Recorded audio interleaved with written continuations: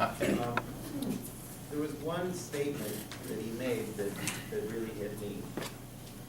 And he said that there was a small chance of a large environmental disaster. You can go back, it was close to the beginning of the movie. Small doesn't mean none. And what happens if, all their triple valves and, 7 layers of casing and whatever, all of that stuff doesn't work or something happens, and there is an environmental disaster, let's say not a small environmental disaster, who's going to pay to clean that up? Well, They didn't mention that, and if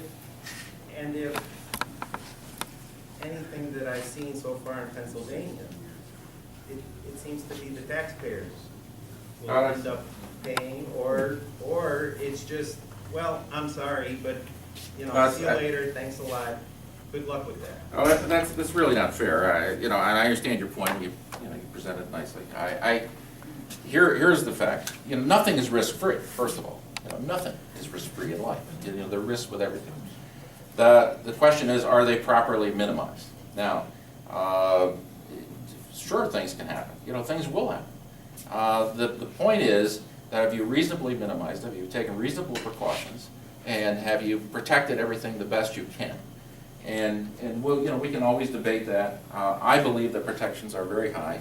There's also there's a lot of bonding that's associated with this stuff. And when I hear people say, well, they're leaving communities, with all these costs, I can introduce you to Eric Matthews, who was a township supervisor in Bradford County, who told me at a meeting, first time I met him, I just ran into him at this meeting that we held. He comes up and he tells me, he's since spoken to some groups in New York State. He comes up to me and tells me he's worked with Chesapeake. He says, we've had a great relationship with them. He said, we came to our township, we talked about what roads they were going to use, we agreed on what roads were going to be used.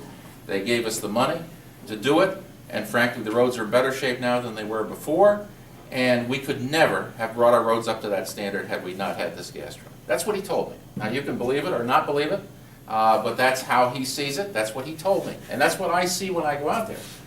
Now, are there situations where irresponsible companies may have done something wrong? Of course. And when I hear about fines, that doesn't bother me. I want the state to fine companies, even if they're people are paying me. I want them to be fined if they're doing something wrong. I absolutely do. That's how the system is supposed to work. And it was interesting that earlier. The water where they're destroying the people's wealth. Well, I don't. That's fine for you, but you're not the one drinking the water where the well. Well, I've actually drinking that water. I've actually been there. I've drank the water. And you've Now, showered in it day after day. And well, and the headaches and the nosebleeds and everything else. well, that is all assertion and contentions which are being challenged. Right, and it's so widespread and it's so consistent. No, it's not widespread. It is not widespread. Right, not everywhere does that happen. Absolutely, there are success stories like crazy and there are millionaires out there. But there are so many people suffering and dying from these gas wells. That is not true. That is That simply not true. I'll challenge you to the end of the day on that. That is not true. Now, I think this lady's been waiting so patiently.